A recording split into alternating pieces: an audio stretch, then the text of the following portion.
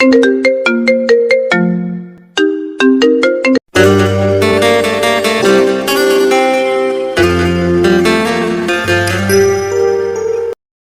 নতুন ভালোবাসার গল্প পেতে আমাদের চ্যানেলটি সাবস্ক্রাইব করে পাশে থাকা বেল আইকনে ক্লিক করুন। ধন্যবাদ। এই আপনারা গরমকালেও কেন কম্বল সাজিয়ে রেখেছেন? মানুষ কি সারা বছর কম্বল গায়ে দেয়? আপা, এটা তো ওয়াশের দোকান, ওয়াশ করে এভাবে রেখে দিয়েছি, যাদেরটা তারা নিয়ে যাবে। আমি লেখাপড়া জানি ভাই, উপরে স্পষ্ট করে লেখা আছে ফাহিম ড্রাই ওয়াশ। কিন্তু এই ঠাঠা গরমের সময় পর্যন্ত মানুষ কম্বল রেখে দেয়, আবার কিছুদিন পরে তো শীতকাল চলে আসবে। তা আপা বলতে পারি না, অর্ডারের জিনিস। মাথা চলকায় কামাল। সে এই দোকানের কর্মচারী। আজ দুপুরে খাওয়া ভালো হয়নি, ডালে লবণ বেশি ছিল আর মাছটা পচা। তার উপরে এই মেয়েটার উল্টাপাল্টা প্রশ্নে বিরক্ত লাগে, আবার মনটাও খারাপ হয়। আহা, এত সুন্দর মেয়েটা এমন পাগল পাগল। কি বলছেন এমন বিড়বিড় করে? আমার মনে হয় কি জানেন, আপনারা ইচ্ছে করে কম্বল সাজিয়ে রেখেছেন। এটা আপনাদের মার্কেটিং পলিসি। কিসের পলিসি আপা? বোকার মতো প্রশ্ন করে হাঁ করে থাকে কামাল। Marketing policy. এখন কম্বল সাজানো দেখে কারো না কারো মনে পড়বে, তাই তো আমার কম্বলও তো এই বছর ওয়াশ করি নাই। তখন সে এখানে চলে আসবে, সাথে আরো কয়েকটা সোয়েটার, শাড়ি বা শার্টও আসতে পারে। তখন আপনাদের ব্যবসা তো রমরমা। কামালের কাছে সুন্দর মতো পাগল মেয়েটা আরো কিছু বলতে যাচ্ছিল, কিন্তু কামালের কপাল ভালো, এজন্য অন্য একটা মেয়ে এসে তাকে উদ্ধার করে। আদিতি, এই ড্রাই ওয়াশের দোকানে কি করছিস? ব্যাটারি কিনে এসে তো দেখি তোর পাত্তাই নেই, এইখানে কেন? এতক্ষণ যে কামালের সাথে বকবক করছিল তার নাম অদিতি, অদিতি আহসান। কপালের পাশে কিছুটা চুল এলোমেলো হয়ে ঘামে লেপ্টে আছেন। বান্ধবী মিতুর সাথে ভার্সিটি থেকে ফিরছিল, হঠাৎ একটা রিক্সা দাঁড় করিয়ে দেয় মিতু। ওর ঘরের ওয়াল ক্লকটার ব্যাটারি শেষ, মনেই থাকে না। আজ রাস্তার পাশে একটা দোকান দেখি রিক্সা দাঁড় করে কিনতে গিয়েছিল, আর সেই ফাঁকে অদিতি নজর বোলাচ্ছিল আশেপাশে। এমন ঠাঠা রোদ্দুরের গরমে দোকানে কম্বল সাজিয়ে রাখা দেখে ওর হাসি পায়, ইচ্ছা করে বিরক্ত করতে আসে। অদিতির এই এক দোষ, ইচ্ছা করেই এমন দুষ্টামি করে। ক্যাম্পাসের সব মামারা ওকে এই জন্য এড়িয়ে চলে, আড়ালে আবডালে বলে খেপে। তা একটু খ্যাপাটে স্বভাবের আছে বই কি। এই যেমন সেকেন্ড সেমিস্টারে ওদের একটা ওয়ার্কশপ হবে, তখন একজন টিচার ফার্স্ট সেমিস্টারে কার সিজিপিএ কত জিজ্ঞাসা করে নামটুকে নিচ্ছিলেন। অদিতি উঠে দাঁড়িয়ে বলে বসলো, স্যার, যদি ভালো সিজিপিএ ধারীরাই আপনার ছাত্রছাত্রী হয় এবং তারাই সব ওয়ার্কশপে যেতে পারে, তাহলে আমাদের আর ক্লাসে থাকার দরকার কি? আপনি এখন থেকে ওদের নিয়েই ক্লাস করেন, আমরা বাকিরা 100 জন চলে যাই। শিক্ষক বাচ্চারা আমতা আমতা করতে লাগলেন, শেষে সবার থেকেই নিলেন। সেইবার সবাই অদিতিকে বাহবা দিয়েছিল, যদিও এরাই অনেকে তার ছেড়া বলে। মিতুর কাজ শেষ, বাড়ির দিকে চলতে থাকে দুইজন। আগে মিতুর বাসা, এরপর অদিতি। মিতু নেমে গেলে বাকিটা পথ একাই যায় অদিতি। রিক্সা থেকে নেমে বাড়তি 100 টাকা রিক্সাওয়ালার হাতে ধরিয়ে দেয়। মামা, এক গ্লাস শরবত খেয়ে নিয়েন, আপনি ঘেমে গিয়েছেন। আর একটা কথা না বলে হনহন করে অদিতি ওর বাড়ি ঢুকে পড়ে। রিক্সাওয়ালা কিছুটা অবাক হয়ে তাকিয়ে থাকে। ওদি, পড়ালেখা কেমন চলছে তোমার? ভালো বাবা, আর তাছাড়া আমি যেহেতু চাকরি বাকরি করব না, আমার সিজিপিএ নিয়ে এত চিন্তা নেই। নোট গিলে পরীক্ষায় ধুমধারাক্কা রেজাল্ট করার কোনো ইচ্ছেই নেই। অদিতিদের বাড়ির এই একটা নিয়ম, সারাদিন যে যেখানেই থাকুক, রাতের খাবার টেবিলে সবাই একসাথে বসে খাবার খাবে। এটা অদিতির বাবা আহসানুল হকের অলিখিত নির্দেশ। একই সাথে খাবার টেবিলে মোবাইল নিয়ে বসা যাবে না, এটাও কড়াভাবে বলে দেওয়া। তাহলে তো ছেলে দেখা শুরু করতে হয়। চাকরি বাকরি যখন করবি না, তাহলে মন দিয়ে ঘর সংসার কর। সেই হিসাব করলে তো তোকেই আগে বিয়ে দিতে হয়। চাকরি পাচ্ছিস না তো বিয়ে করে ঘর জামাই থাক, শ্বশুর বাড়িতে বাজার সদাই করে দিবি। আরাম করে মুরগির একটা হাড় চিবাতে চিবাতে বড় ভাই শোভনের খোঁচার বিপরীতে বড় একটা খোঁচা দিল অদিতি। বাস্তবতা হলো মাস্টার্স পাস শোভন বেকারি বলা যায়। এখানে ওখানে চাকরির পরীক্ষা দিচ্ছি, কিন্তু এখনো বেটে বলে মেলেনি। তাহলে কি করতে চাও ওদি? বাবা প্রসঙ্গে ফেরেন। সন্তানদের ক্যারিয়ার নিয়ে 8-10 জন বাবার মতো উনিও খুব চিন্তিত। আবার এদিকে ওনার চাকরির মেয়াদও শেষের দিকে, তখন কোয়ার্টার সহ চাকরির অন্য সকল সুবিধা পাওয়া যাবে না। ছেলেটা পড়াশোনায় মোটামুটি, এখনো আশাব্যঞ্জক কিছু করতে পারেনি। মেয়েটা সেই হিসেবে অনেক মেধাবী, কিন্তু খামখেয়ালে, কখন যে কি করে আর বলে বোঝা মুশকিল।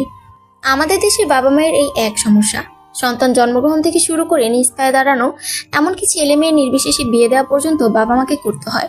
অথচ অধিকাংশ সন্তানের বিয়ের পরেই নিজের সংসার সন্তান নিয়ে এমন নিমগ্ন হয়ে পড়ে যে বাবা মা নামে পরম নিঃস্বার্থবান কেউ যে জীবনে আছে তা বেমালুম ভুলেই যায়। এসব নিয়ে মাঝে মধ্যে ভাবে অদিতি।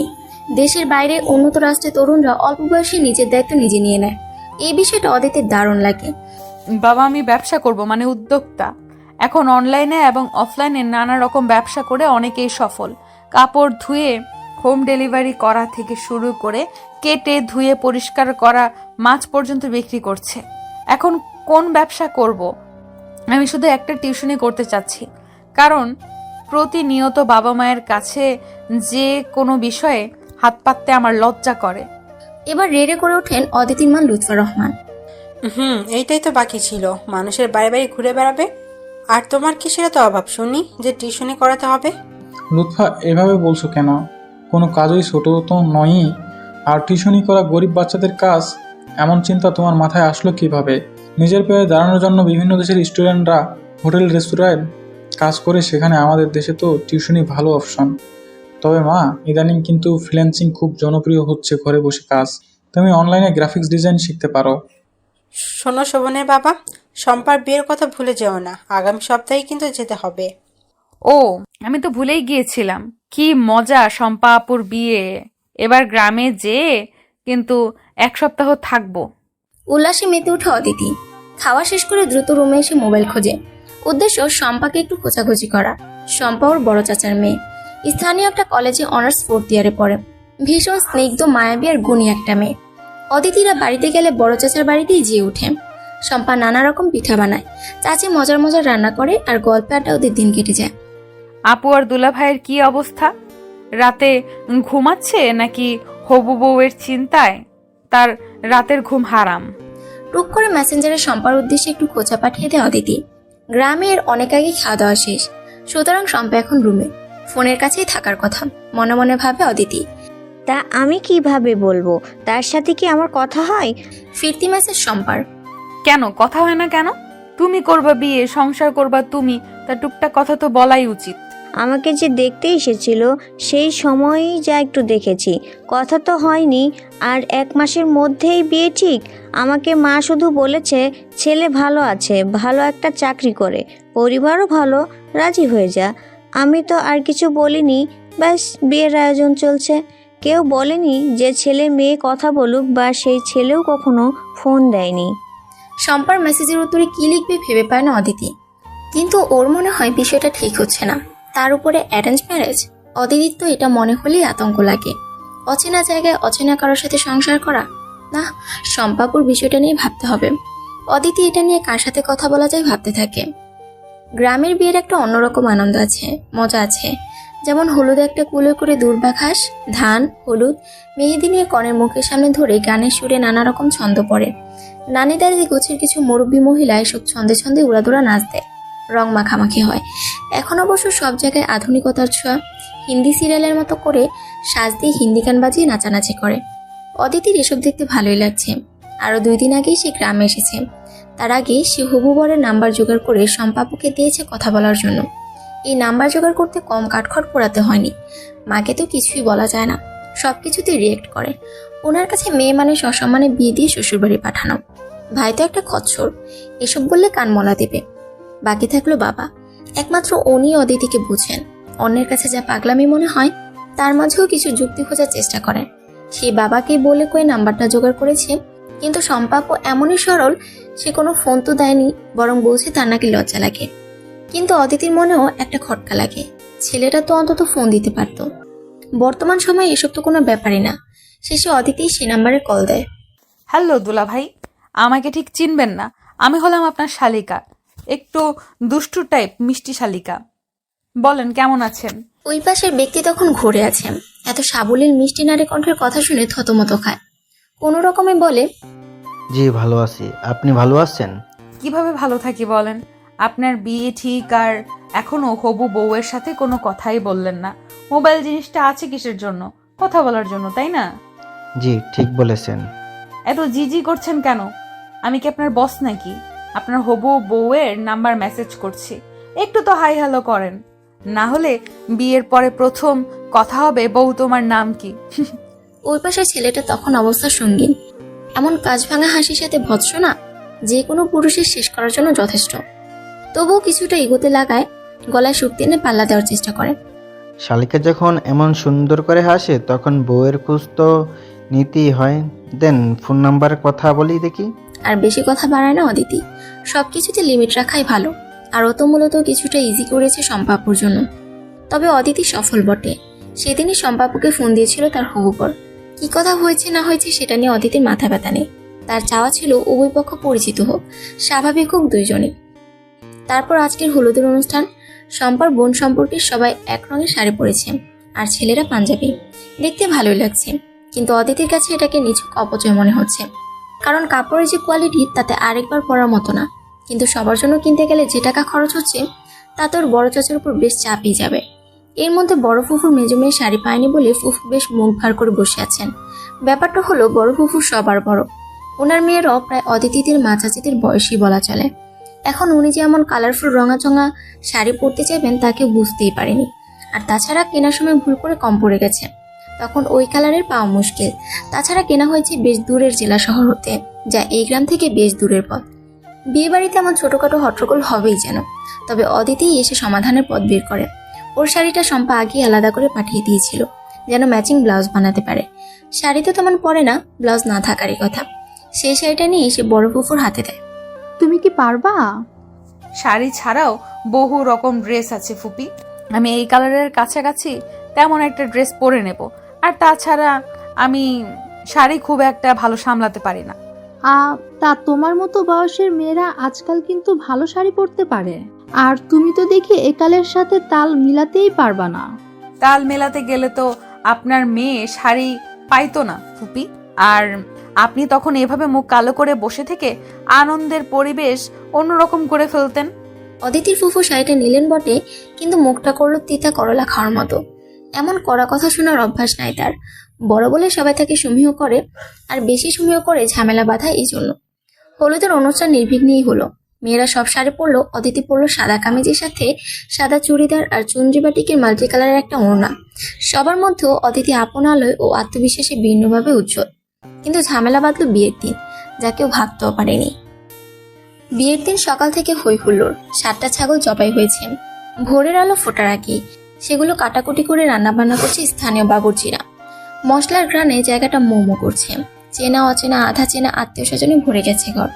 এত লোকজনের মাঝে অদিতির অস্বস্তি হয়, বিশেষ করে যখন কেউ বলে, ও তুমি আহসানের মেয়ে না? তা ডাগর হয়ে উঠেছো তো, তোমারও তো বিয়ের দেওয়া উচিত। অদিতির হাসি পায়। বিয়ে হওয়া ছাড়া মেয়েদের বুঝে আর কোনো কাজ নেই। কিন্তু অদিতি রাগ করে না, বিরক্ত হয় না, কারণ এসবে লাভ নেই। বরং একটা হাসি হাসি মুখ করে ভাবখানা এমন যে অদিতি তো বিয়ের জন্য রেডি। ছেলে একজন আসলে সে নিজেই কবুল বলে ফেলবে। অবশ্য অন্য ধরনের কথাও শুনেছে। এই বয়সের মেয়ে একটু বেশি সাইজা গুইজা মেকআপ করে ঘুরবা, তা না তোমারা দেখে বোঝাই যায় না যে বিয়ে বাড়িতে আসছো। রংচঙের সংসারের কোনো ইচ্ছাই অদিতির নেই। তবে সম্পাপুকে সেই সুন্দর লাগছে। মানুষ এজন্যই বলে বিয়ের পানি পড়লে নাকি মেয়েরা সুন্দর হয়ে যায়। উজ্জ্বল শ্যামবর্ণের সম্পাপু শাড়ি গহনে একদম জলজল করছে যেন। দুপুর 2টা নাগাদ বরপক্ষ আসলো। আসার কথা 100 জন, কিন্তু এসেছে 150 জন। ছোট মোটা বাচ্চা কাচ্চা ধরলে আরো বেশি হবে। অতিথিদের আত্মীয় স্বজনদের খাওয়া এর আগেই শুরু হয়েছে। কারণ বড় ফুফুর মতো কিছু লোক আছেন যারা আবার বেশিক্ষণ না খেয়ে থাকতে পারেন না, বা তাড়াহুড়ায় সকালে নাকি খেতেই পারেননি। অদিতির আবারও হাসি পায়। এসব মানুষের বিয়ে বাড়ি আসলেই এত ক্ষুধা পায়। এর সাথে আছে এর জন্য একটু মিষ্টি দাও, ও আসতে পারে নাই তার জন্য একটু পোলাও বক্সে ভরে দাও। বোনের বাবা মায়ের একটা শোক এবং কষ্ট থাকে। এত বছর ধরে বুকে ধরে রাখা আদরের মেয়েকে অচেনা জায়গায় পাঠাতে হচ্ছে, কিন্তু এসব আত্মীয় স্বজনের জন্য সে শোকটুকু করারও সময় সুযোগ পায় না। বরের বাড়ির লোকজন আসলে ঘের ধরাধরি হলো, কিন্তু কিছু আদায় হলো না। তারা নাকি এসব বাজে বাজে খরচ করতে রাজি না। অদিতির বাবার ধমকে বাড়ির ছেলে মেয়েরা সরে গেল। খাবারের সবাই পার হয়ে যাচ্ছে। এজন্য অদিতির বাবা চাচারাই বরপক্ষকে বললো আগে খেয়ে নিতে, এরপর না হয় বিয়ে পড়ানো হবে। এত তাড়াহুড়োর কি আছে? এদিকে খাসির মাংস জমে যাচ্ছে, পোলাও ঠান্ডা হচ্ছে। সুতরাং ঝালর দেওয়া বিশাল শামিয়ানার নিচে বরযাত্রীদের বিশাল বহর বসে গেল খেতে। ভাত তেমন কেউ নেয় না, এক একজনের পাতে মাংসের পিরামিড। খেতে পারুক বা না পারুক, মাংস নিয়ে সাজিয়ে রেখেছি স্তূপ করে। হাড়ি হাড়ি দই খালি হতে লাগলো। জম্পেশ খাওয়া দাওয়া শেষে পানি খাওয়ায় 7 আপ কোকা কোলা। যখন সবাই ব্যস্ত, তখন অদিতির বাবা এগিয়ে গেল ছেলের বাবার দিকে বিয়ে পড়ানোর অনুমতি নিতে। স্থানীয় কাজী সাহেব উপস্থিত, নীল রঙের কাবিননামায় লেখার জন্য প্রস্তুত। বরকনের আইডি কার্ডের খোঁজ করছেন। এমন সময় হঠাৎ করে চিকন স্বরে কান্নার শব্দ। প্রথমে সবাই ভাবলো কনে বা কনের মা বুঝে কনে বিদায়ের বেদনায় কাঁদছেন, কিন্তু শব্দ আসছে কোণে যে ঘরে বসে আছে তার পাশের ঘর থেকে। সেখানে তো বরের বাড়ির মহিলারা বসে আছেন। তাহলে খোঁজ নিয়ে দেখা গেল কাঁদছেন বরের মা, কারণ মেয়ে পছন্দ হয়নি। শম্পাকে দেখতে এসেছিল বর, তার বাবা, চাচাও ও এক বন্ধু। বরের মা মোবাইলে ছবি দেখেছেন, সবার পছন্দে তারও পছন্দ, ভালো ঘরের লক্ষ্মী মেয়ে, সংসারী। কিন্তু এখন সরাসরি দেখার পর তার মনে হয়েছে তার ঘরের বড় বউয়ের গায়ের রং আরেকটু উজ্জ্বল না হলে এবং আরেকটু লম্বা না হলে মান সম্মান থাকে না। দুই একজন বোঝাতে আসায় এমন চিৎকার দিয়ে কান্না, এক কথা মেয়ে পছন্দ হয়নি। বিব্রতকর অবস্থায় পড়েছে অদিতির বাবা চাচারা। ভদ্রতার খাতিরে বলতেও পারছে না যে খাওয়া দাওয়ার পরে আপনাদের এ কি নাটক। বর উঠে মায়ের কাছে গেল। অদিতিরা কয়েকজন বরের মা যে রুমে আছে তার সামনে দাঁড়ানো। বরকে জড়িয়ে ধরে তার মা কেঁদে চলেছেন। একটাই কথা, আব্বা এই মেয়ে তোর যোগ্য না। বরের বাড়ির দুই একজন মহিলা আত্মীয়, এমনকি অতিথিদের দুই একজন বোঝানোর চেষ্টা করছেন, কিন্তু মহিলা নাছোড়বান্দা, উনি এই বিয়েতে রাজি না। এর মধ্যে বরের বাপও চলে এসেছে, তার কথা তো শুনছেই না। তার কারণেই নাকি ছেলের এমন খারাপ বিয়ে হচ্ছে। অগত্যা বরের বাপ ভেবাচাকা খেয়ে দাঁড়িয়ে আছেন। কিছুক্ষণ নাটক চলছে। ওইদিকে অদিতির চাচি ওর মাকে জড়িয়ে ধরে কাঁদছেন। ওনার মেয়ের কপাল বুঝি ভাঙল। শম্পার মুখ শুকিয়ে এতটুকু হয়ে গেছে, অনুভূতিহীন। সারা বাড়িতে কানাঘুষা। বরের মায়ের মেয়ে পছন্দ না, এজন্য কাঁদছে। আর সহ্য হলো না অদিতি। বরের মায়ের সামনে গিয়ে জোরে বলে উঠল, নাটক কম করেন। বিয়ে ঠিক হওয়ার 1 মাস পরে বিয়ে হচ্ছে, আর বিয়ের দিন এসে ভর পেট খাওয়ার পরে আপনার মনে হলো যে মেয়ে পছন্দ না। ইয়ার কি পেয়েছেন? বরের মা কান্না বন্ধ করে হাঁ করে অদিতির দিকে তাকিয়ে আছে। অদিতির আত্মীয় স্বজন দুই একজন রেডে করে ছুটে আসছিল। ঠেকালো অদিতির বাবা। উনি এই বরপক্ষের উপর যথেষ্ট বিরক্ত। যোগ্য না কে? আমাদের মেয়ে? মোটেও না। আপনার ছেলে, আপনাদের পুরো পরিবার আমার শম্পা আপুর যোগ্য না। আমাদের তো আল্লাহর শুকরিয়া আদায় করা উচিত যে খাবারের উপর দিয়ে, টাকা পয়সার উপর দিয়ে ধাক্কা গেছে, শম্পা আপুর জীবনের উপর দিয়ে যায়নি।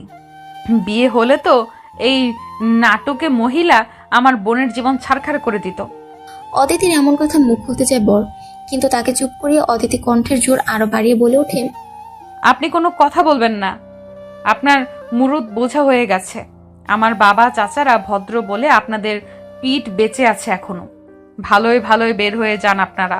খাবারের দাম ধরছি না, এটাই আপনাদের কপাল। ভাবছেন হাত পা ধরে বিয়ের জন্য রাজি করাবো? মোটেও না। আপনাদের মতো ছোট লোকদের সাথে বোন দিয়ে দেওয়ার কোনো ইচ্ছেই নেই আমাদের। আর কোনো নাটক করলে ভিডিও করে ফেসবুকে পোস্ট করে দেব, তখন কিন্তু সমাজে মুখ দেখাতে পারবেন না। অদিতির কথায় উৎসাহিত হয়ে এর মধ্যে ওর কিছু চাচাতো ভাই মোবাইলে ভিডিও শুরু করে দিয়েছে। অবস্থা বেগতিক দেখে বরযাত্রীরা সুর করে বের হয়ে যায়। বেলা শেষের দিকে বরযাত্রীদের সাথে অদিতিদের আত্মীয় স্বজনরাও সবাই চলে গেছে। বড় ফুফুর মতো কিছু লোকজনের যদিও ইচ্ছে ছিল আরো কয়েকদিন থাকার, এই বিয়ে ভাঙা নিয়ে খোঁজাখুঁজি করার, কিন্তু অদিতির অগ্নিরূপের কথা স্মরণ হয়ে থাকলে আরো হিতে বিপরীত হতে পারে ভেবে তারাও চলে গেছে। বাড়িতে আছে অভুক্ত অদিতির বাবা, চাচা, মা, চাচি সহ ভাই বোনেরা। হাড়ি পাতিলের নিচে পড়ে থাকে কিছু খাবার, খাবারের সন্ধানে ঘুরঘুর করা কয়েকটা কুকুর, আর ভাবলেশীন কনের সাজে বসে থাকা শম্পা। বরযাত্রীরা তো যথেষ্ট শিক্ষা নিয়ে চলে গেল, অনেরা গেল ভরপেট খেয়ে, কিন্তু শম্পার কি হবে এই চিন্তা এখন ঘুরপাক খাচ্ছে সবার মাথায়। সন্ধ্যা নামছে যেন অতি ধীর গতিতে। ডেকোরেটরের লোকজন তাদের হাঁড়ি, কড়াই, গ্লাস, প্লেট সব গুছিয়ে নিয়ে যাচ্ছে। বাড়তি খাবারগুলো নেওয়ার কেউ নেই। অদিতির বাবা বলে দিয়েছেন ওদের নিয়ে যেতে। অদিতিরা কেউই খায়নি। ভেবেছিল বিয়ে পড়ানো হলে খেতে বসবে, কিন্তু বিয়েও হলো না, বাড়ির কারো খাওয়াও হলো না। গ্রামের বাড়ি হলো অদিতির চাচারা বেশ সুন্দর করে উঠান রেখেই একতলা পাকা বাড়ি করেছেন। রান্নাঘর আর স্নানের ঘর বাইরে। বাড়ির মাঝের একটা ঘরে বসে সবাই অনেকটা বসার ঘরের মতো। সেখানেই খাটের উপর বসে আছে অদিতির মা এবং চাচি।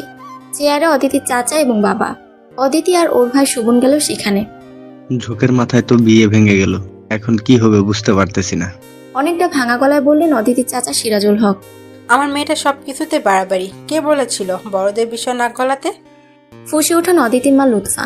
মেয়ের পাকনামি ভীষণ অপছন্দ। বিয়ে ভেঙে গেলে গ্রাম এলাকায় আবার বিয়ে হওয়া যে কি কঠিন, এই পিচ্ছি মেয়ে কি বুঝবে? গম্ভীর গলায় অদিতির বাবা মেয়েকে সাপোর্ট দেন। আমরা যেটা করতে পারিনি অতিথি সেটাই করেছে, বরং দরকার ছিল ওদের গলা ধাক্কা দিয়ে বের করে দেওয়া। তোমাদের কি মনে হয় হাত পা ধরে বিয়ে দিলে শম্পাকে ওরা আদরে রাখতো? ওই মহিলা প্রতিনিয়ত জ্বালাতো, আর ছেলেটাও তো ওর মায়ের কথার কোনো প্রতিবাদ করেই না। এমন মেরুদণ্ডহীন ছেলের কাছে বিয়ে না দিয়েই ভালো হয়েছে। অদিতি চাচি কান্নার সুরে বলতে থাকে, কিন্তু শম্পাকে কি বলবো, কিভাবে বোঝাবো? মেয়েটা তো এখনো বিয়ের সাজগোজ খোলেনি। আমি সাজ উঠাতে কাপড় চেঞ্জ করতে নিষেধ করেছি, কারণ শম্পাপুর আজই বিয়ে হবে। ঘরে যেন কোনো বোমা ফেটেছে। সবাই অবাক হয়ে হতবিহ্বল হয়ে অদিতির দিকে তাকিয়ে আছে। অদিতির মায়ের মুখ শুকিয়ে যায়। এই মেয়েটা না জানি আবার কি অকাণ্ড করে। চাচা, আপনি ভালো করে জানেন এই গ্রামের সালাম ভাই শম্পাপুকে পছন্দ করে। আপনার কাছে বিয়ের প্রস্তাবও দিয়েছে, কিন্তু আপনি রাজি হননি, কারণ সালাম ভাই চাকরি করে না, গ্রামেই ব্যবসা করে। সালাম ভাই কিন্তু MA পাস, কিন্তু উনি 8-10টা ছেলের মতো চাকরি না খুঁজে ঘুষ দিয়ে চাকরির চেষ্টা না করে নিজের পায়ে দাঁড়ানোর চেষ্টা করেছেন। এটিকে অপরাধ, অযোগ্যতা? চাকরি করলে উপযুক্ত ছেলে, আর না করলে ব্যবসা করলে অনুপযুক্ত। এই ধারণা একদম ভুল। আমি যতদূর জানি সালাম ভাই সদালাপি, বিনয়ী ছেলে, পাকা বাড়িও আছে। আর সেখানে বিয়ে হলে তো শম্পা আপু গ্রামেই থাকতো, যখন তখন দেখতে পারতেন। সে তো মা, যা হওয়ার হয়ে গেছে।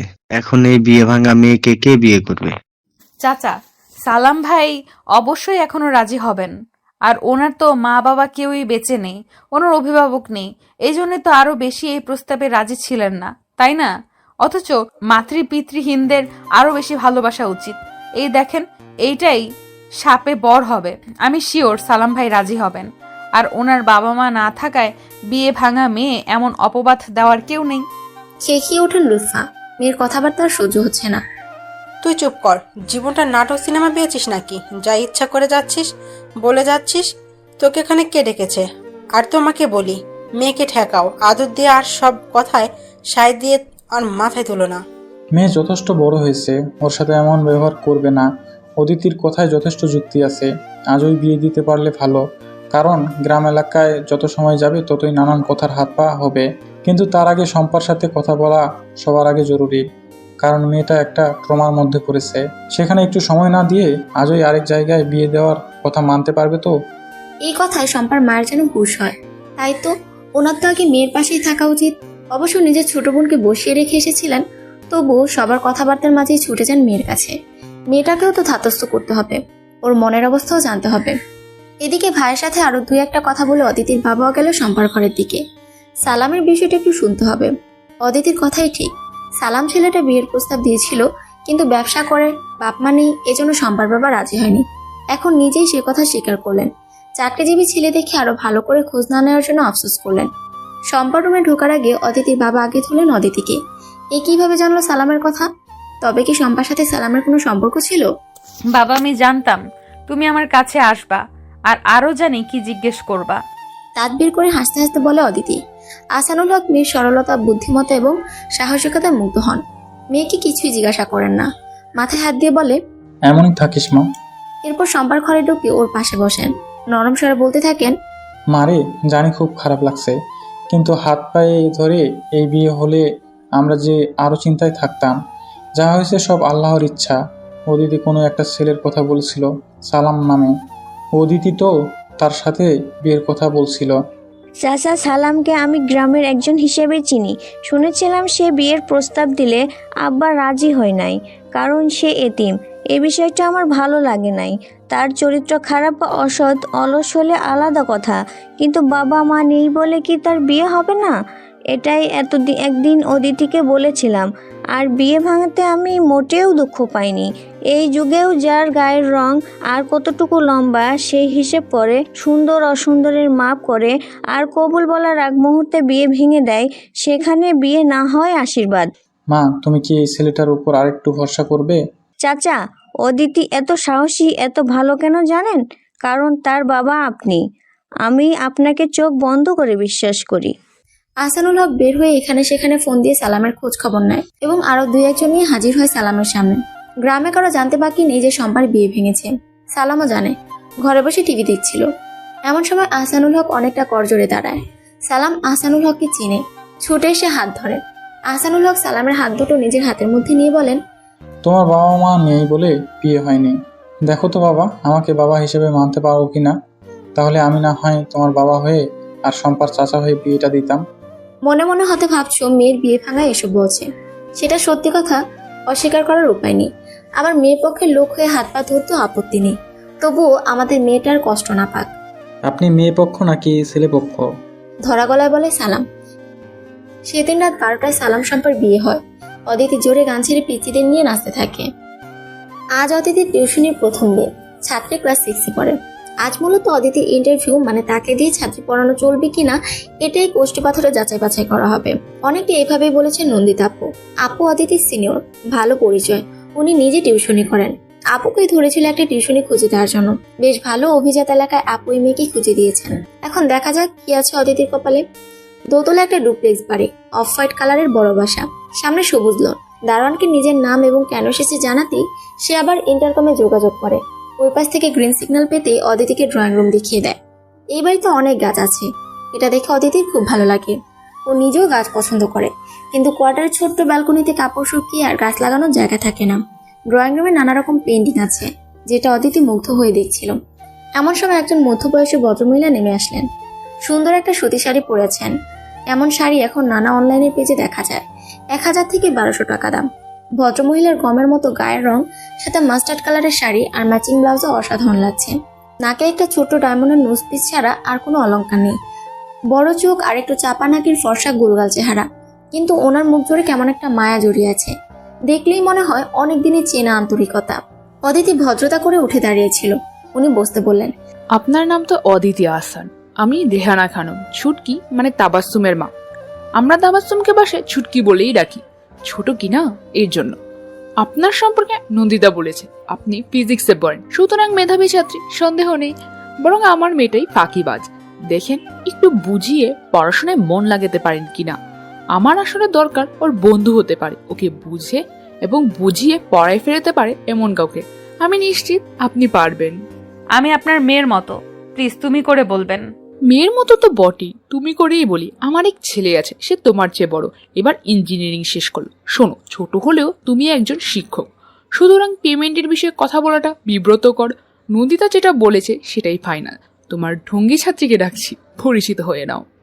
শেষের কথা বলে মিষ্টি হাসি দিলেন রেহনুমা। হাফ ছেড়ে বাঁচল অদিতি। মনে মনে শঙ্কিত ছিল, না জানি কি পরিস্থিতির সম্মুখীন হতে হয়। কিন্তু আন্টি বেশ ভালো। নন্দিতা আপু এই তাবাসসুমকে কিছুদিন পড়িয়েছে, কিন্তু এখান থেকে আপুর হোস্টেল অনেক দূরে হয় আর পড়াবেন না। অদিতিদের বাসা হতে আবার খুব বেশি দূরে না। মিস, আপনি কে ড্রামা দেখেন? কিম সুইয়নকে আপনার কেমন লাগে? ছাত্রীর মুখের প্রথম কথা শুনে তবদা খেয়ে কয়েক মিনিট বসে থাকলো অদিতি। ছাত্রীখানা তার কোরিয়ান গার্লদের মতো করে চুল কেটেছে, গালের লাল আভা, নিশ্চিত একটু ব্লাশার লাগিয়েছে। সর্বনাশ, একে কিভাবে পথে আনবে? মনে মনে প্রমাদ গণে, পরে ভাবে এর সাথে আগে ভাব করতে হবে। জসমিন দেশের জদাচারের মতো এর সাথেও এর মতো করেই মিশতে হবে। বাহ, তোমার তো দারুণ রুচি। কে ড্রামা নাকি আসলেই সেই লেভেলের ভালো? বেশিরভাগ মেয়েদেরই রুচি খারাপ, বুঝলে? এই জন্যই তাদের সাথে বেশিক্ষণ কথা বলতেও ভালো লাগে না। যাই বলো, তোমাকে কিন্তু খুব সুন্দর লাগছে, একদম কোরিয়ান সুইট গার্ল। তাবাসসুম খুব খুশি হয়। এর প্রথম একটা মনের মতো মিস পেল। আগেরগুলো ছিল সব কাট্টা খোট্টা, এক পড়া ছাড়া কিচ্ছু বুঝতো না। সেই মিস তেমন না, বেশ সুন্দর করে কথা বলে। মিস, আজকে কিন্তু পড়বো না। আচ্ছা ঠিক আছে, তোমার সম্পর্কে বলো, তোমার পছন্দ ভালো লাগে এইসব নিয়ে। কে ড্রামা ভালো লাগে তা তো আগেই বলেছ, এইসব আর কি কি বা কাকে ভালো লাগে এইসব? তাবাসসুম অতি উৎসাহে গল্প করতে থাকে। এক ফাঁকে বলে, আমার প্রিয় মানুষ হলো আমার ভাইয়া। পৃথিবীর সবাই আমার বিপক্ষে গেলেও ভাইয়া আমার পক্ষে। আমার জন্ম হলে সবচেয়ে বেশি খুশি হয়েছিল আমার ভাইয়া। আমার সব আবদার চাওয়া পাওয়া সব ভাইয়ের কাছেই করি। জানেন, আমার ভাইয়া হওয়ার পরে আমার আর বেবি হচ্ছিল না, তখন ভাইয়া খুব আফসোস করতো একটা ভাই বা বোনের জন্য। আমি হওয়ায় এর জন্য ভাইয়া খুব খুশি হয়েছিল। ভাইয়ের কথা বলতে বলতে তাবাসসুমের চোখ কেমন জল জল করে। অদিতির ভীষণ ভালো লাগে। ইস, ওদের ভাই বোনের সম্পর্ক যদি এমন হতো। ওর ভাইয়া ওকে অনেকটা প্রতিদ্বন্দ্বী মনে করে। অদিতি কোনো কাজ না পারলে বা কোনো কাজে অসফল হলে ভাইয়া বরং খুশিই হয়। মেয়ে হয়ে অদিতি কেন মেধাবী বা ওর চেয়ে ভালো জায়গায় ভালো সাবজেক্টে পড়ছে, এটা ওর ভাই সবর নিতেই পারে না। আর ওদের মায়ের একচেটিয়া সমর্থন ওর ভাইয়ের দিকে। কেমন যেন মন খারাপ হয় অদিতির। একই সাথে তাবাসসুমের ভাইকে দেখার বেশ একটা আগ্রহ জাগে। বেশিরভাগ মেয়েদের বৃষ্টি ভীষণ পছন্দ, কিন্তু অদিতির একদম পছন্দ নয়, কারণ তার মারাত্মক অ্যালার্জি। বৃষ্টির পানি গায়ে লাগলেই হাঁচি শুরু হয়ে যায়, এরপর আসে জ্বর। ক্লাস পড়ার ফাঁকে টিউশনি করে অদিতির সময়গুলো বেশ তীর তীর করে চলে যাচ্ছে। তাবাসসুম বেশ ভক্ত হয়ে গিয়েছে। খালি মিনিট 20 ওর সাথে কে ড্রামা আর হেলথ ফ্যাশন নিয়ে আলোচনা করতে হয়। অদিতির জন্য এটা কষ্টকর বটে, কারণ কাজল, লিপস্টিক আর ফেস পাউডার ছাড়া মেকআপের আর কোনো কিছু আছে বলে ওর জানা নেই। এখন গুগল, ইউটিউব আর ফেসবুকে কিছু পেজের ভরসার দায় সারে অনেকটা। একদিন টিউশনিতে যাওয়ার পথে বৃষ্টিতে পড়লো অদিতি। সকালে এমন রোদ মনেই হয়নি যে বৃষ্টি হতে পারে, কিন্তু দুপুরের পর থেকে মেঘের আনাগোনা। ঠিক যখন রিক্সা ছেড়ে তাবাসসুমদের বাসার লোনে পা রাখলো, একদম ঝুম বৃষ্টি। অদিতির এমন রাগ হলো, সে আকাশের দিকে মুখ তুলে অনেকটা রাগত স্বরে বলে উঠলো, এটা কোনো কথা? অসময়ে কেন বৃষ্টি? অদিতির মুখভঙ্গি দেখলে যে কারো হাসি লাগবে, এবং হাসলো একজন যাকে অদিতি দেখতে পায়নি। তাবাসসুমের ভাই তানবীর বেলকনিতে দাঁড়িয়েছিল। সাধারণত সে এই সময় বাসায় থাকে না, এজন্য অদিতিকে কখনো দেখেনি, কিন্তু তাবাসসুমের বকবকানির কল্যাণে অদিতির বিষয়ে জানতে বাকি নেই। বোনটাকে অসম্ভব ভালোবাসে তানবীর। যত ব্যস্ততায় থাকুক, প্রতিদিন 1 ঘন্টা বরাদ্দ বোনের জন্য। তাবাসসুম খুব সরল। এই বয়সের কিশোরী মেয়ের মধ্যে কি জটিলতাই বা থাকবে? কিন্তু কিছুতেই পড়ার টেবিলে বসানো যাচ্ছিল না। নতুন মিস পড়ানো শুরু করার পর থেকে তাবাসসুমের বেশ উন্নতি হয়েছে। সন্ধ্যায় নিয়মিত পড়তে বসছে। ক্লাস টেস্টে এই প্রথম ভালো করেছে। এজন্য তানভীর ভেবেছিল অদিতির সম্মানই আরো বাড়িয়ে দেওয়া উচিত। আর তাছাড়া ওদের মা বলেন অদিতি মোটেও সময় হিসাব করে পড়ায় না। এটাও মেয়েটার আন্তরিকতার লক্ষণ অবশ্যই। আজ অদিতিকে প্রথম দেখলো তানভীর। খুব সাদামাটা বেশভূষা, মেয়েটা লিপস্টিক পর্যন্ত দেয় না। এমন মেয়ে কিভাবে ওর বোনকে বশ করলো, ভাবতে অবাক লাগে তানভীরের। তাবাসসুমের হেলথ ফ্যাশন আর মেকআপের প্রতি তীব্র আকর্ষণ। অদিতি নামের মেয়েটাকে ওর খুব ইন্টারেস্টিং মনে হলো। সেদিন পড়াতে পড়াতেই অদিতির হাঁচি শুরু হলো। ইস, এই ভয়টাই পাচ্ছিল অদিতি। তাবাসসুম যদিও টিস্যু বক্স এনে দিয়েছে, কিন্তু অদিতির মনে হলো ওর গামছা হলেই ভালো হয়। গঙ্গা যমুনা সব যেন ওর নাম দিয়ে বলছে। কিন্তু বিপত্তি হলো আরেকটা, তাবাসসুমের ভাই দেখা করতে চায়। তাবাসসুমের ভাইকে দেখার ইচ্ছে অদিতিরও ছিল। এত গল্প শুনেছে তার, কিন্তু এই অবস্থায় দেখা করার মোটেও ইচ্ছা নেই। এদিকে তাবাসসুম নাছোড়বান্দা, অগত্যা না করার উপায় থাকলো না। আপনাকে তো দেখি অসুস্থ দেখাচ্ছে। সালাম বিনিময়ের পরে তানভীর প্রথম এই কথাটাই বলল। অদিতি চরম বিব্রত, কোনো রকমে বলল, আমার আসলে বৃষ্টির পানিতে অ্যালার্জি হয়। আজ গায়ে বৃষ্টির পানি লেগেছে। তানভীর উঠে বাইরে যেয়ে আবার ফিরে আসলো। আপনার জন্য আদা মশলা দিয়ে চা দিতে বললাম, একটু আরাম পাবেন। আর এত বিব্রত হওয়ার কিছু নেই। মানুষের অসুস্থতা অসুখ বিসুখ থাকবেই, এটা তো আমাদের জীবনেরই অংশ। আমি আসলে আপনাকে ধন্যবাদ দেওয়ার জন্য এসেছি। তাবাসসুমের তো হাউস টিউটরি থেকে না, ও তো বেশ দুষ্টু আর একদম পড়তে চাইতো না, কিন্তু আপনি যেন জাদু করেছেন। বোনটা আমার নিয়মিত পড়তে বসছে। আমরা আপনার প্রতি কৃতজ্ঞ। কি যে বলেন, এত কৃতজ্ঞতা জানানোর কিছু নেই। ও আসলে মেধাবী মেয়ে, কিন্তু বন্ধুর অভাব, সঙ্গীর অভাব। এই বয়সের মেয়েরাও ভাবে কেউ আমাকে বোঝে না, আমি বড় একাকী, মা বাবা আমাকে বুঝতে চায় না। আর সবচেয়ে বড় কথা, কিশোর কিশোরীরা শাসন মানতে চায় না, বিদ্রোহ করে। ওদের খুব সময় নিয়ে বোঝাতে হয়, বন্ধুর মতো মিশতে হয়। আমি জাস্ট এটাই চেষ্টা করছি। অদিতির পর্যবেক্ষণ ক্ষমতায় তানভীর মুগ্ধ হয়। ওর মনে হয় এই মেয়েটা অন্যরকম, খুব গভীরভাবে চিন্তা ভাবনা করে। এত সাধারণভাবে এখনকার মেয়েরা চলে না। আবার বডি ল্যাঙ্গুয়েজ আর কথা বলার ধরনই বলে দেয় প্রবল আত্মসম্মানবোধ সম্পন্ন। ভালো লাগে তানভীরের। আপনি তো বাসায় ফিরবেন, আমিও বাইরে যাব। তাবাসসুম বলছিল আশপাশে আপনাদের বাসা, তার উপরে অসুস্থ। আপনাকে পৌঁছে দিই। অনেক ধন্যবাদ। দারওয়ানকে বলে একটা সিএনজি ডেকে দিলেই হবে। নাক মুছতে মুছতে বলে অদিতি। মেয়েটা আসলেই অন্য টাইপের, মনে হয় কিছুটা অহংকারীও, কি জানি। মনে মনে এটা ভাবতে ভাবতে বের হয়ে যায় তানভীর। ও আসলে কিছুটা আহত হয়েছে। এভাবে যে কাউকে লিফট দিতে চাইলো আর প্রত্যাখ্যাত হলো, ভাবতেই পারেনি।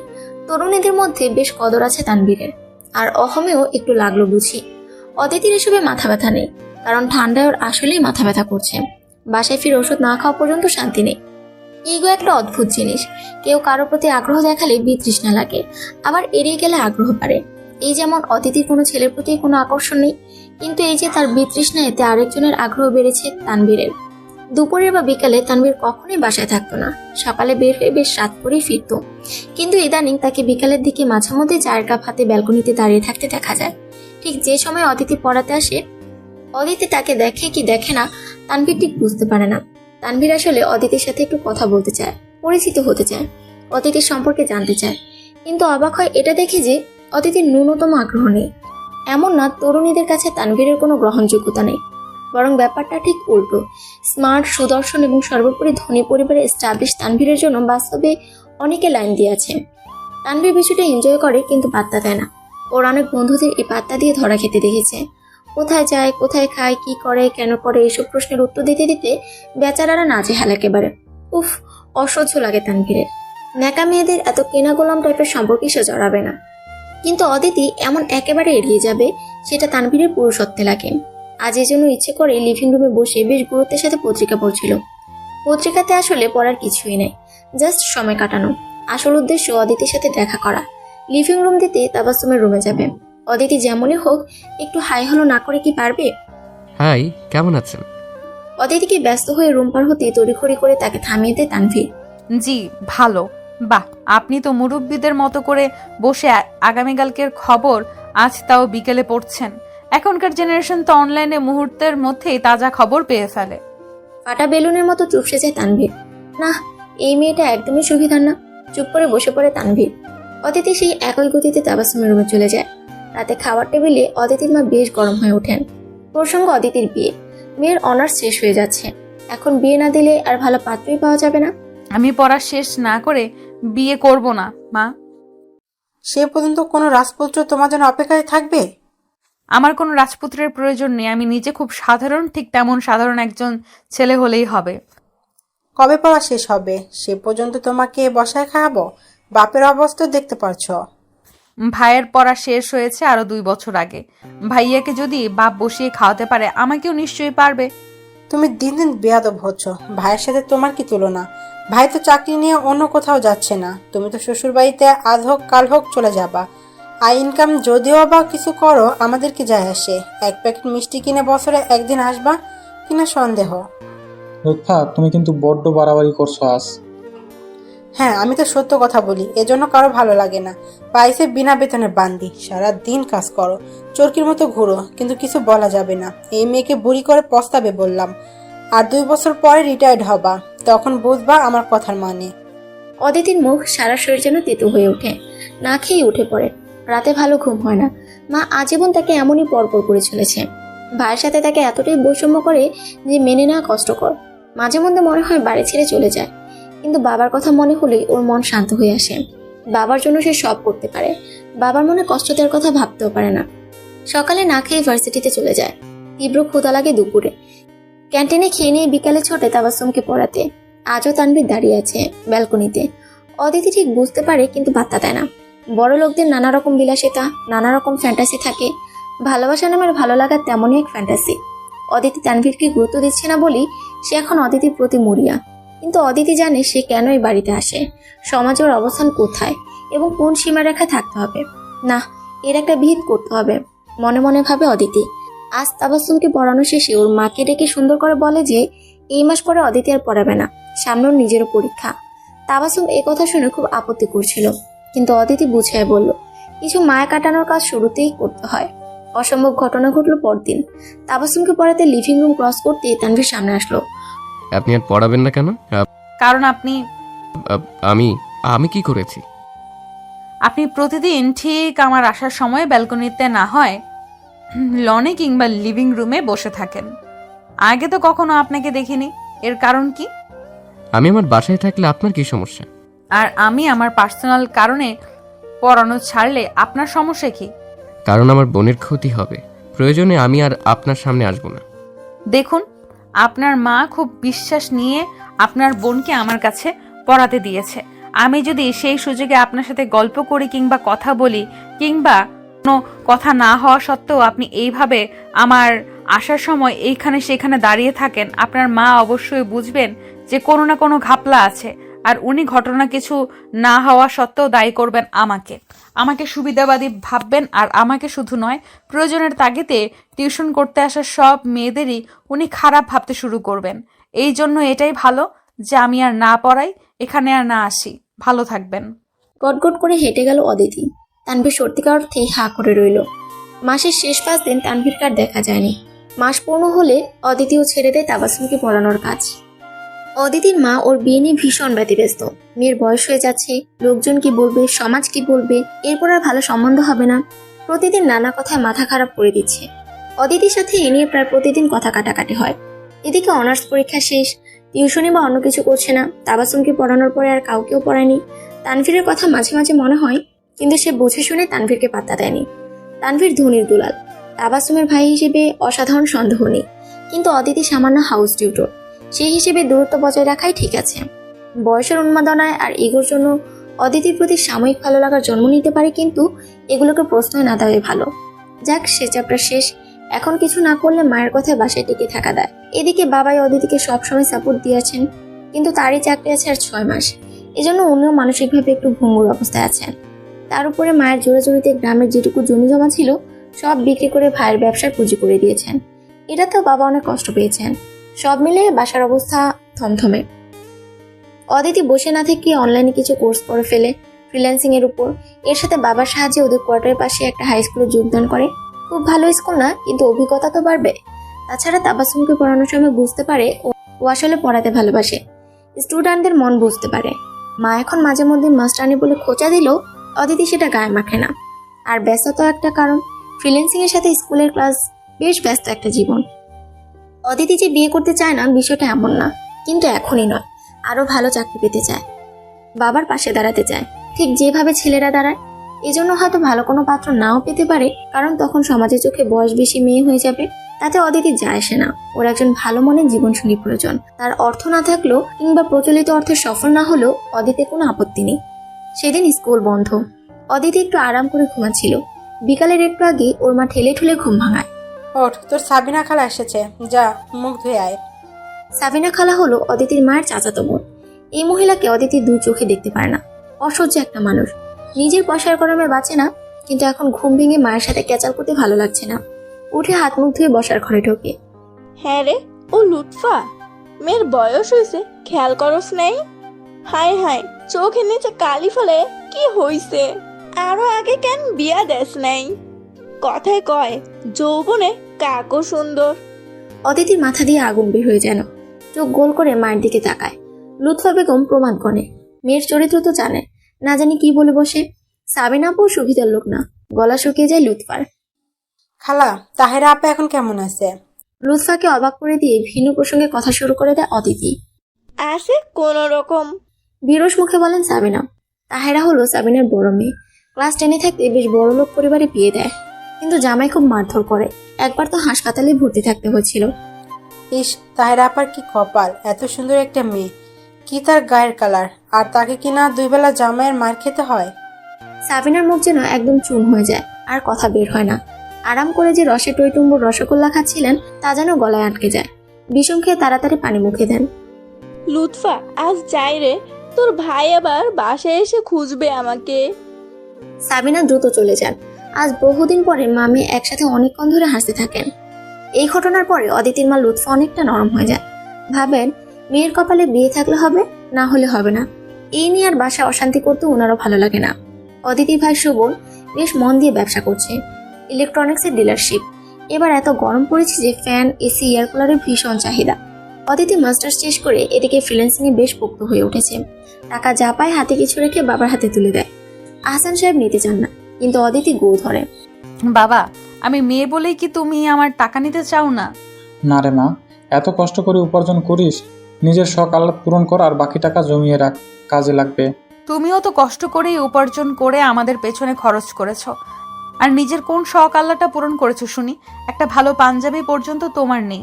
আমি জানি তোমার বহুদিনের শখ আড়ং থেকে কাজ করা একটা পাঞ্জাবি কেনা। এই টাকা দিয়ে তুমি পাঞ্জাবি কিনবা। আহসানুল হক মেয়ের সাথে পেরে ওঠেন না। সংকোচ লাগলেও মেয়ে যখন যা দেয় নেন, মেয়েটা বড্ড খুশি হয়। মাস্টার্সের পরে ভালো একটা হাই স্কুলে চাকরির প্রস্তাব পায় অদিতি। যোগদান করতে দ্বিতীয়বার ভাবে না।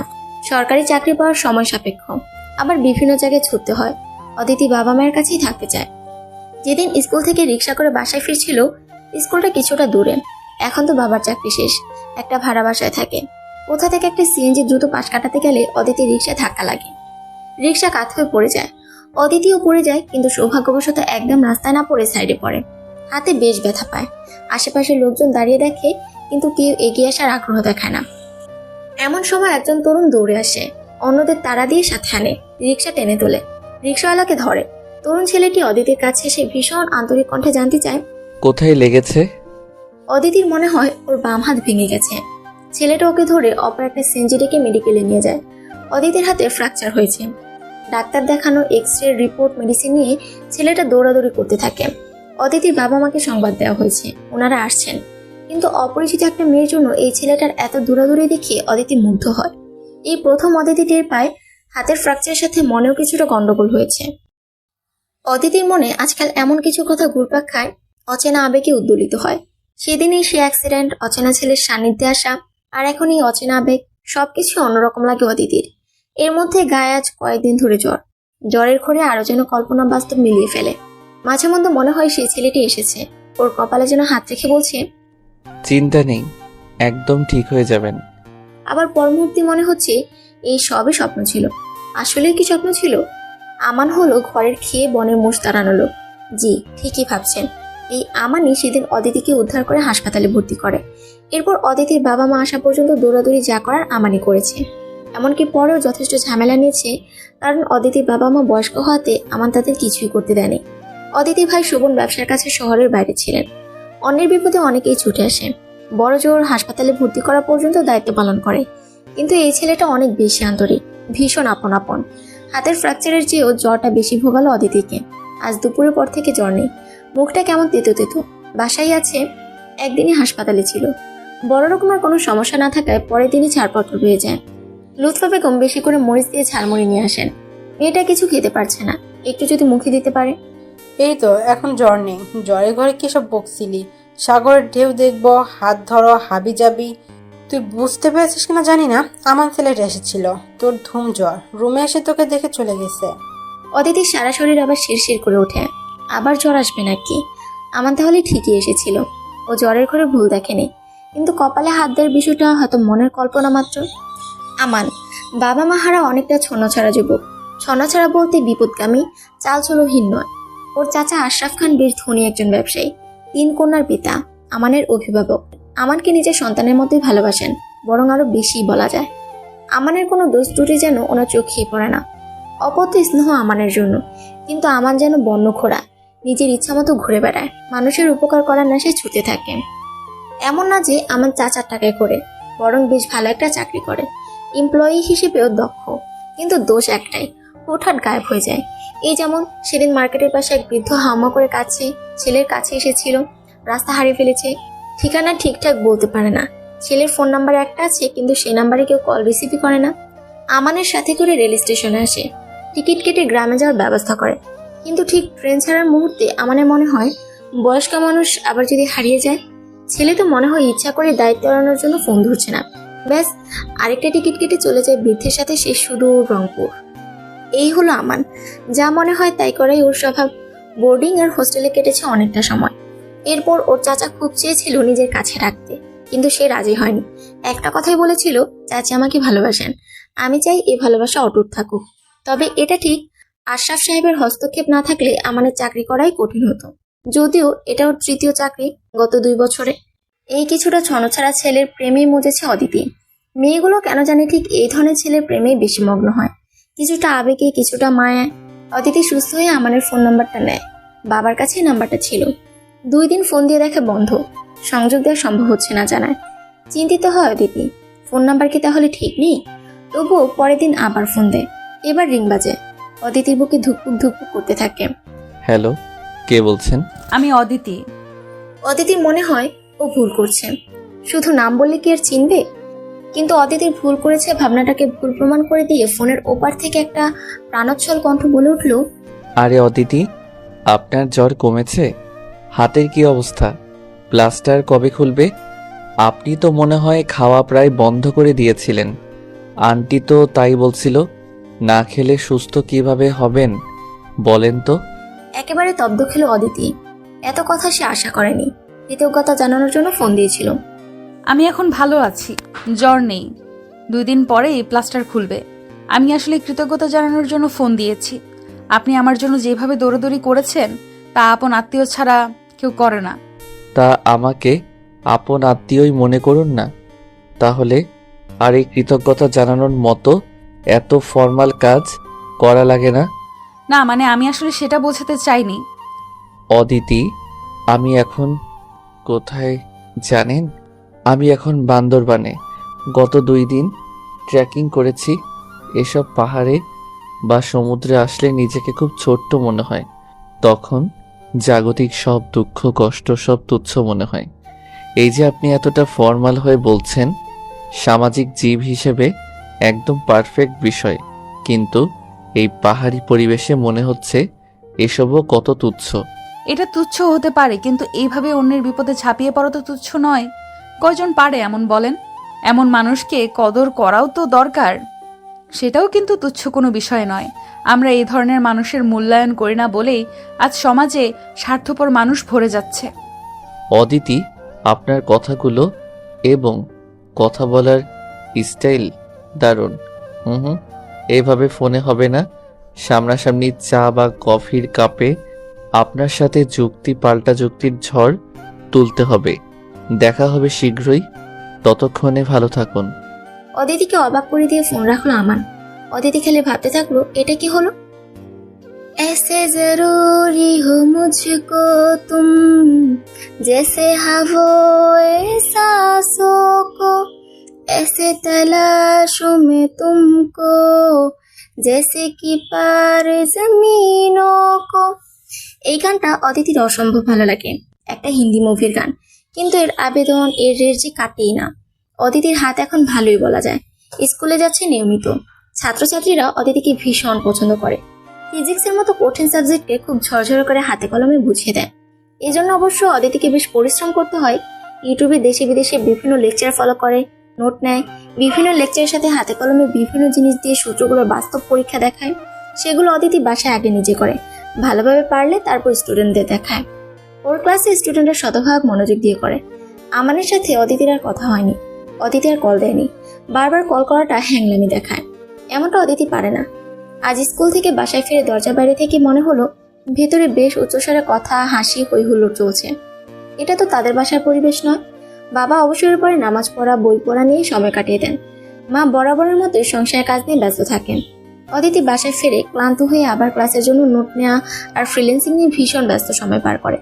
ওর খুব ইচ্ছা বাবার জন্য এক টুকরো জমি কেনা, যেটা বাবার খুবই শখ, কিন্তু অদিতিদের জন্যই এই শখটা পূরণ হয়নি। অদিতির ভাই শোভন ব্যবসাতে ভালোই লাভ করছিল, কিন্তু অদিতির হাতে ফ্র্যাকচার হওয়ার ঠিক পরপরই ঘোষণা দেয় সে একটা মেয়েকে পছন্দ করে এবং তাকে বিয়ে করতে চায়। বাবা অদিতিদের ইচ্ছাকে খুব সম্মান করে, কিন্তু মা মনে কষ্ট পায়। অদিতির বাবা অদিতির অসুস্থতার কথা চিন্তা করে কিছুদিন পরে শোভনের বিয়ের ব্যাপারে কথা বলবে বলে জানায়, কিন্তু শোভন বেঁকে বসে। মেয়েটা নাকি বিয়ে হয়ে যাচ্ছে, এখনই যা করার করতে হবে। অদিতির মা লুৎফা বেগম আজীবন ছেলের পক্ষ নিয়েছেন, এমনকি ছেলের প্রতি পক্ষপাতিত্ব করে মেয়েকে কটু কথাও শুনিয়েছেন। কিন্তু আজ লুৎফা বেগম যেন অন্যরকম মানুষ হতে গেলেন। নিজের রাগ ক্ষোভ চাপতে না পেরে এত বড় ছেলের মুখে থাপ্পড় বসিয়ে দিলেন।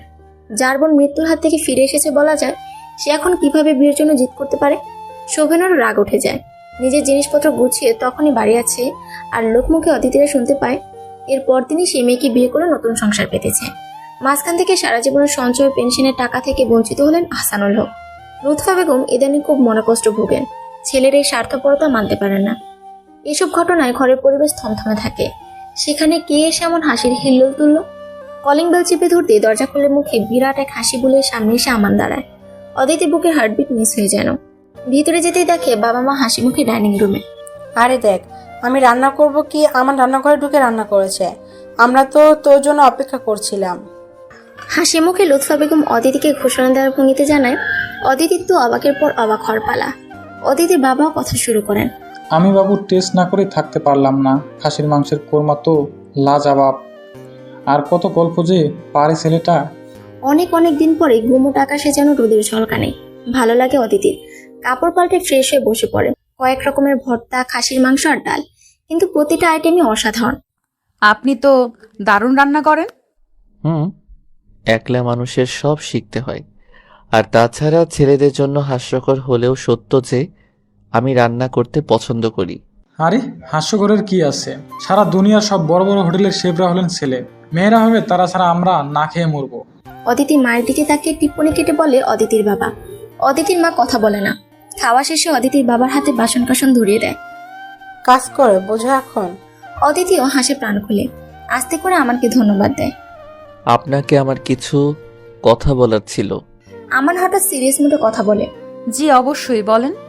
ব্যস্ত থাকেন জানি, তবুও প্রতিদিন নিয়ম করে বাবা মাকে সময় দেবেন। ওনারা এখন ছোট বাচ্চার মতো। আপনার সঙ্গ চাই, আমার নেই। আমি বুঝি কি জিনিস, আপনার কাছে আমার নেই। হঠাৎ গলাটা যেন ধরে আসে আমানের। দ্রুতই অদিতির বাবা মায়ের কাছ থেকে বিদায় নিয়ে চলে যাওয়ার জন্য পা বাড়ায়। লুৎফা বেগম মাথায় আলতো করে হাত বুলিয়ে দেন। অদিতি আমানের সাথে সাথে আসে। আস্তে করে নরম স্বরে বলে, ধন্যবাদ। কেন? কিসের জন্য? সবকিছুর জন্যই। শুকনো ধন্যবাদে কাজ হবে না। তাহলে? চলেন একদিন কফি খাই। বুকের ভেতরে রক্ত ছলকে উঠে অদিতির, ভীষণ আপ্লুত হয়, কিন্তু বাইরে বুঝতে দেয় না। মুখে ভদ্রতার পরিমিত হাসি ঝুলিয়ে সম্মতি জানায়। লুৎফার আহসানুল হকের মুখে খালি আমানের নাম, ওনারা উঠতে বসতে খালি এই নাম জপ করে। অদিতি সেদিন না পেরে বলে ওঠে, আচ্ছা মা, আমানের মধ্যে কি এমন পেলে বলো তো? আমার নামও এতবার নাও না যতবার আমানের নাম নাও। অদিতি মোটেও ঈর্ষান্বিত নয়, বরং ভীষণ ভালো লাগে। 101 বার এই নাম জপলেও ওর খারাপ লাগবে না, কিন্তু সমস্যা হলো এই নাম শুনলে ওর বিবশ লাগে, কাজকর্মে ব্যাঘাত হয়। অদি, আমান এতিম ছেলেটা ভুলিস না। পাশ থেকে গম্ভীর গলায় বলেন আহসানুল হক। এতিম কিন্তু অসহায় নয়, নিজে জব করে, আবার গার্ডিয়ান হিসাবে আছে বড়লোক আন্তরিক চাচা। আচ্ছা ভাব, একদিন বৃষ্টির দিনে ওর খিচুড়ি খেতে ইচ্ছে করলো, কিন্তু চিৎকার করে বলতে পারে না, মা আজ কিন্তু খিচুড়ি রান্না করবে। বলতে পারে না, বাবা অনেক দিন ইলিশ মাছ কিনছো না কেন। গম্ভীর মুখে বলেন লুৎফা বেগম। পরিবেশটা গুমোট হয়ে যায়। আসলেই বাবা মা যাদের নেই তারাই বুঝেন কতটা ভালোবাসাহীন তারা। আমাদের বাসায় রান্না করলো কি ভীষণ উৎসাহ নিয়ে, বিভিন্ন জায়গায় ঘুরে ঘুরে নাকি রান্না শিখেছে, আমাদের নিজ হাতে রান্না করে খাওয়াবে। তোর মা কত নিষেধ করলো, কিছুতেই শুনলো না। এরপর ও রান্নার প্রশংসা করলে খুশিতে চোখ মুখ কেমন জল জল করছিল। এখন বল, এমন ছেলে কথা কে না বলবে, যে কিনা চেনা অচেনা যে কারো বিপদে দৌড়ে যায়। অদিতি চুপ করে থাকে। আসলেই বাবা মা আমাকে বেশ পছন্দ করে, আর এই পছন্দের অন্যতম কারণ বুঝি শূন্যস্থান পূরণ। শোভন আলাদা হয়ে যাওয়ার পরে তাদের মনে যে একটা শূন্যস্থানে তৈরি হয়েছে, কিছুটা হলেও প্রলেপ লেগেছে। প্রকৃতি শূন্যস্থান পছন্দ করে না, কাউকে না কাউকে দিয়ে সেই শূন্যস্থান ভরাট করে দেয়। এর পরের দিনগুলো বেশ নাটকীয়তায় চলে যাচ্ছে। আমার সাথে অবশ্য অদিতির তেমন দেখা সাক্ষাৎ হয় না, কিন্তু প্রায় দিনই তার কোনো না কোনো সুকর্মের ঘটনা অদিতির কানে আসে। এই যেমন আজ আহসানুল হককে জোর করে মর্নিং ওয়াকে নিয়ে গেছেন, আসার সময় কোথা থেকে টাটকা সবজি আর মাছ নিয়ে এসেছে, কিংবা অদিতির মাকে চেক আপ করাতে ডাক্তারের কাছে নিয়ে গেছে। তারপর মাঝে মাঝে রান্না, গল্প, আড্ডা তো আছে। আমান শুনতে শুনতে অদিতির তো একটু একটু ঈর্ষা যে লাগছে না তা অস্বীকার করার উপায় নেই। কিন্তু বাবা মা যে ভালো আছেন, উচ্ছল আছেন, এটাই অদিতির বড় পাওয়া।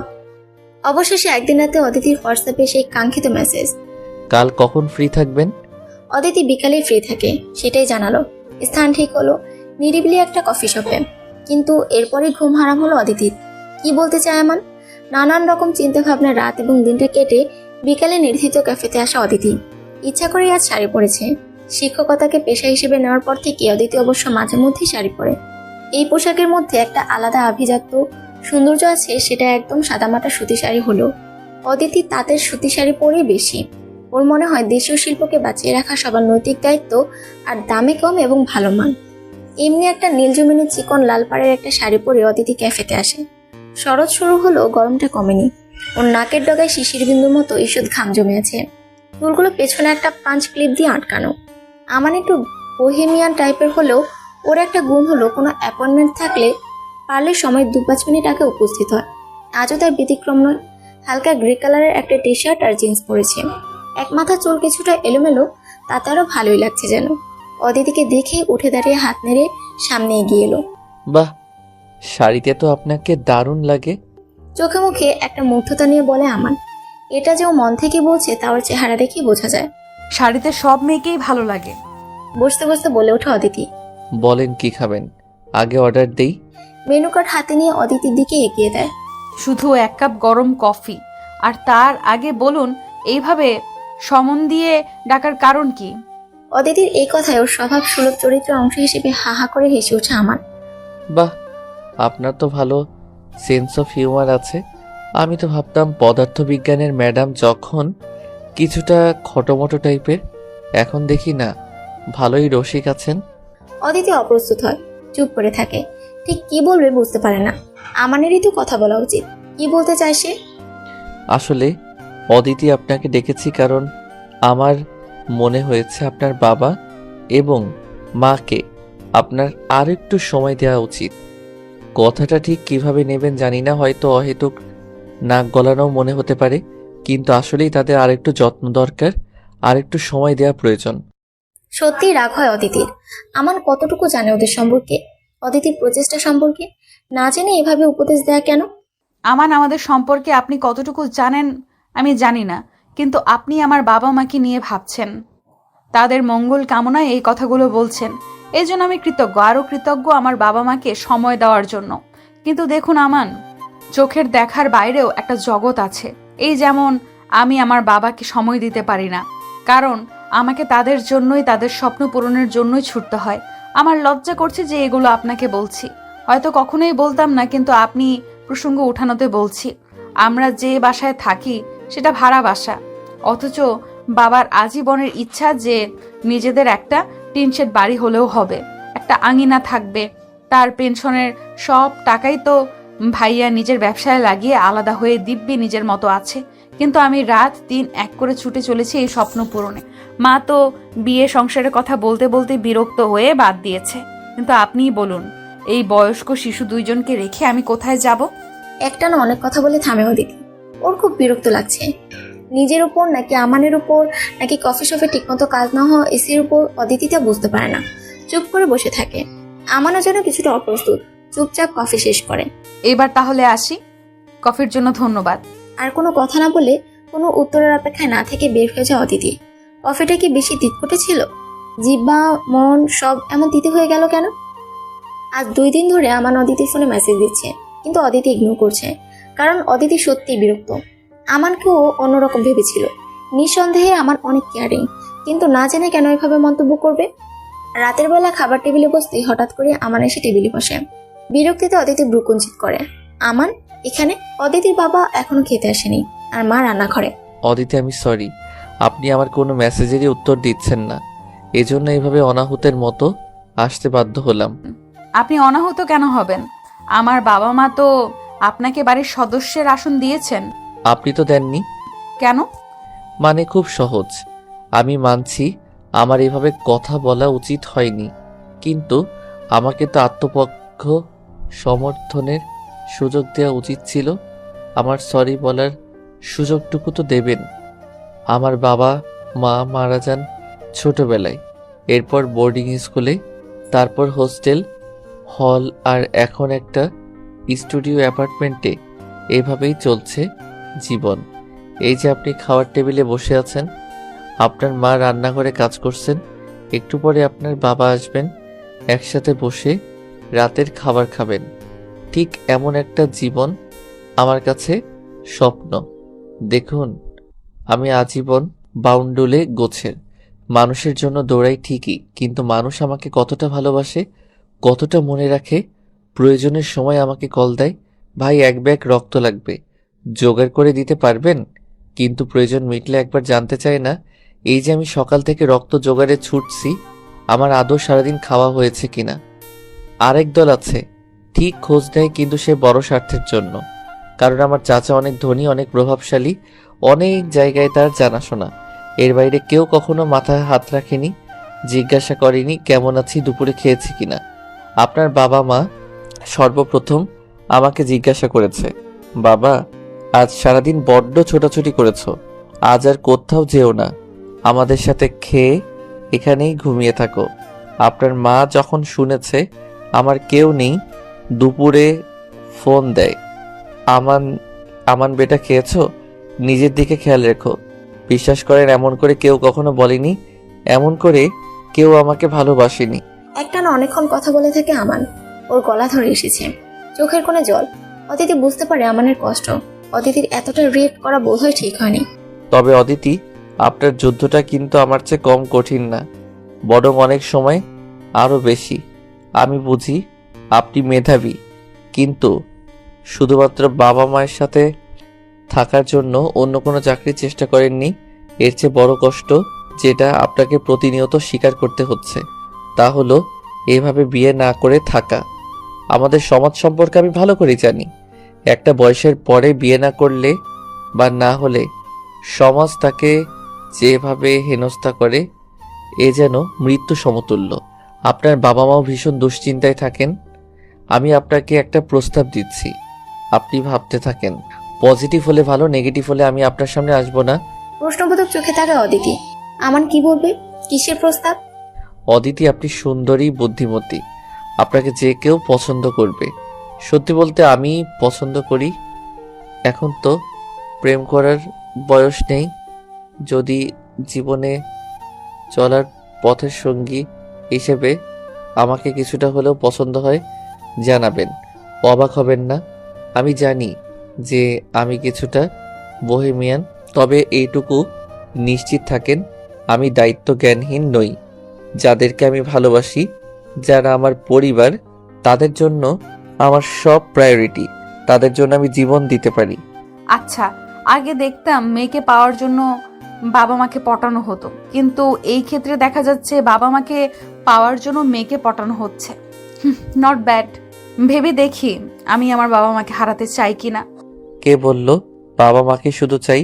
বরং এক্ষেত্রেও এটাই সত্য যে মেয়েকে পাওয়ার জন্যই বাবা মাকে পটাচ্ছিলাম। অদিতি চোখের দিকে তাকিয়ে আবেগী কণ্ঠে বলে আমার। অদিতি লজ্জা পায়, কিন্তু অদিতি তো দমে যাওয়ার পাত্রী নয়।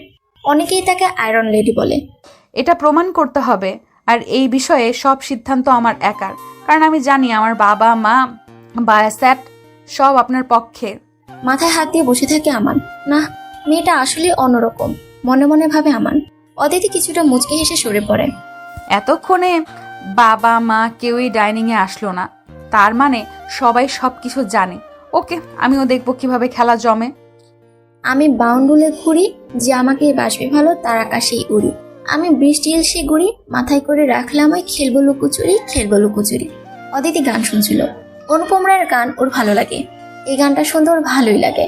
আবার আমানের কথাও মনে হয় হাসি পায়। আমান তো নিজেকে বাউন্ডুলে বলে। আমানের সাথে অদিতির বাবা মা মিলে বিয়ের জন্য খুব লেগেছে, কিন্তু অদিতির একটাই কথা, আমান যে ওকে পছন্দ করে এর প্রমাণ কি? আমার নিশ্চিত বাবা মায়ের ভালোবাসার লোভে অদিতিকে বিয়ে করতে চায়। কি অদ্ভুত কথা, তাই হয়? লুৎফা বেগম বলেন, কিন্তু আসল বিষয়টা আহসানুল হক বুঝতে পারেন। আমানের কানে টিপস দেন। ব্যাস, একে তো নাচনি বড়ি, তার উপর ঢোলের বাড়ির মতো অবস্থা হলো যেন। আজ গোলাপ, কাল দোলন চাপা, এরপর অন্য কোনো ফুল, এভাবে রোজ সকালে কিছু না কিছু হাতে আমান দাঁড়িয়ে থাকে। তারপর 2 দিন পর পর কফি খাওয়ার দাওয়াত, নানা রকম শাড়ির গিফট, মাঝে রাতে কল, অদিতি বাসার নিচে আছি, 1 কাপ চা হবে? অদিতির ভালো লাগে অবশ্যই, কিন্তু বোঝাতে দেয় না। এই সময়গুলো আসলেই দারুণ লাগে। বিয়ে তো হবেই, অদিতির রাজি না হওয়ার কোনো কারণ নেই, কারণ অদিতির মূল চিন্তার বিষয় হলো বাবা মা। সেখানে আমার বাবা মাকে মাথায় করে রাখে, সুতরাং না বলার তো কারণই নেই। কিন্তু আমানের এই পাগলামিগুলো অদিতি এনজয় করে, খুব ভালো লাগে। কিন্তু একদিন সকালে আমান আর আসলো না, সারাদিন আর খোঁজ নেই। পরের দিনই না, অদিতি উদ্বিগ্ন হয়। আমানের নাম্বারে কল দেয়, বন্ধ। বাবা মাও কিছু বলতে পারেন না, এমন তো হয় না। বাবা মাকে কিছু না বলে তো কোথাও যায় না, তাহলে? উফ, আর ভাবতে পারে না অদিতি, ওর মাথা ছিঁড়ে যায় যেন। পরের দিন স্কুল থেকে ফিরে দেখে বাবা মা ব্যাগ গুছিয়ে বসে আছে, তাদের চোখে মুখে চিন্তার ছায়া। অদিতি, গুছিয়ে নে, আমান কক্সবাজারে, আমাদের সেখানেই যেতে হবে। এয়ারের টিকিট কেটেছি, এখনই যেতে হবে। বাবার কণ্ঠে এমন কিছু ছিল যে অদিতি আর প্রশ্ন করতে সাহস পায় না, যা পারে গুছিয়ে বেরিয়ে পড়ে। মনের মধ্যে নানা প্রশ্ন, কোনো অ্যাক্সিডেন্ট? খুব খারাপ অবস্থা না হলে এয়ারে যাচ্ছে কেন? মুখ শুকিয়ে যায়। কক্সবাজারে নেমে বাবা ওদের নিয়ে একটা অভিজাত হোটেলে উঠলে অদিতি প্রশ্নবোধক চোখে তাকায়। আমানের চাচা ঠিক করে দিয়েছেন, ব্যাগ রেখে ফ্রেশ হয়ে আমানকে দেখতে যাব। বাবা, আমার ফ্রেশ হওয়ার দরকার নেই। আচ্ছা, রুমে ব্যাগ রেখে আয়। অনিচ্ছে রুমের চাবি নিয়ে চলে যায়। পেছনে বাবা মা মিটিমিটি হাসতে থাকে। অদিতি দরজা খুলতে চমকে যায়। আমান হাঁটু গেড়ে বসে আছে, হাতে একটা রিং। আমাকে কি তোমার জীবন সঙ্গী করবে অদিতি? প্লিজ। একদমই না। কত বড় বাটপার, আমাকে মিথ্যে বলে এনেছে। আমি চিন্তায় মরে যাচ্ছিলাম। রেগে বের হয়ে যাচ্ছিল অদিতি, আমান জোর করে জড়িয়ে ধরে। থমকে যায় অদিতি। এছাড়া কোনো রাস্তা পাচ্ছিলাম না প্রিয়া। তুমি এত ঘোরাচ্ছিলে কেন? আর কত ঘুরবো? সারাটা জীবন তো ঘুরেই গেলাম, এখন একটু শান্তির গৃহকোণ চাই। অদিতির কানে ফিসফিস করে বলে আমান, এরপর ওকে ছেড়ে দেয়। হাত ধরে রুমের ব্যালকনিতে নিয়ে যায়। ব্যালকনি থেকে সমুদ্র দেখা যায়। কি সুন্দর, তাই না অদিতি? এখানে বাবা মা কেউ নেই, শুধু তুমি আর আমি। এখানে আমাকে গ্রহণ করো প্লিজ। অদিতি কাপা হাত বাড়িয়ে দেয়। আমান আংটি পরিয়ে দেয়। আংটি পরিয়ে শক্ত করে হাত ধরে থাকে। সামনে আদিগন্ত সমুদ্র, সীমাহীন আকাশ। আমান সেদিকে তাকিয়ে নিজেদের ভবিষ্যৎ নিয়ে ভাবতে থাকে। সমাপ্ত।